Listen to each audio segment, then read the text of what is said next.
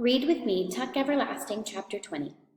Winnie was standing with her cheek pressed into Tuck's chest, her arm flung tight around him. She trembled and kept her eyes squeezed shut. She could feel Tuck's breath come and go in little gasps. It was very quiet.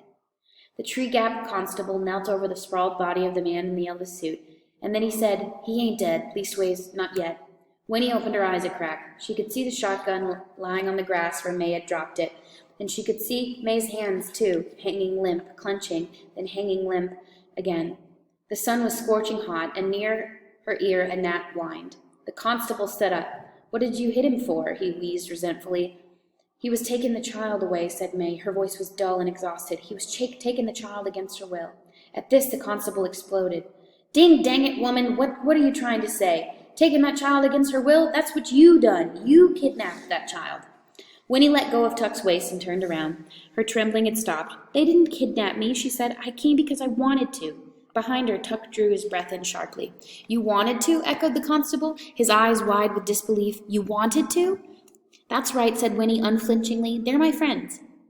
The constable stared at her. He scratched his chin, eyebrows high, and eased his own shotgun to the ground. Then he shrugged and looked down at the man in the yellow suit, who lay motionless on the grass, the blazing sun white on his face and hands. His eyes were closed now, but except for that he looked more than ever like a marionette flung carelessly into a corner, arms and legs every which way midst tangled strings. The one glance she gave him fixed his appearance forever in Winnie's mind. She turned her eyes away quickly, looking to Tuck for relief. But Tuck was not looking back at her. Instead, he was gazing at the body on the ground, leaning forward slightly, his brows drawn down, his mouth a little open. It was as if he were entranced and yes, envious, like a starving man looking through a window at a banquet. Winnie could not bear to see him like that. She reached out a hand and touched him, and it broke the spell. He blinked and took her hand, squeezing it. "Well, anyway," said the constable at last, turning businesslike, "I gotta take charge here. Get this feller into the house before he fries. I'm telling you now, if he don't make it, you're in a pickle, you people. Now, here's what we'll do. You," he said, pointing at May, "you gotta come with me. You and the little girl.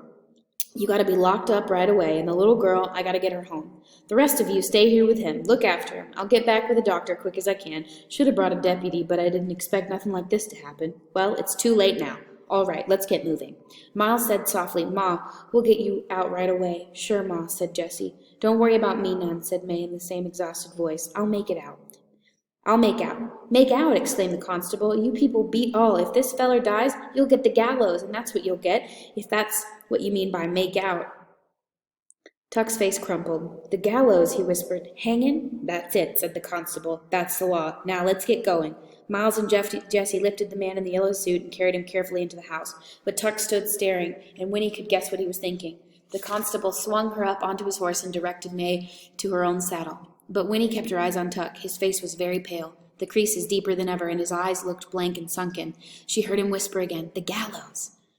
And then Winnie said something that she had never said before, but the words were words she had sometimes heard and often longed to hear. They sounded strange on her own lips and made her sit up straighter. "Mr. Tuck," she said, "don't worry. Everything's going to be all right." The constable glanced heavenward and shook his head.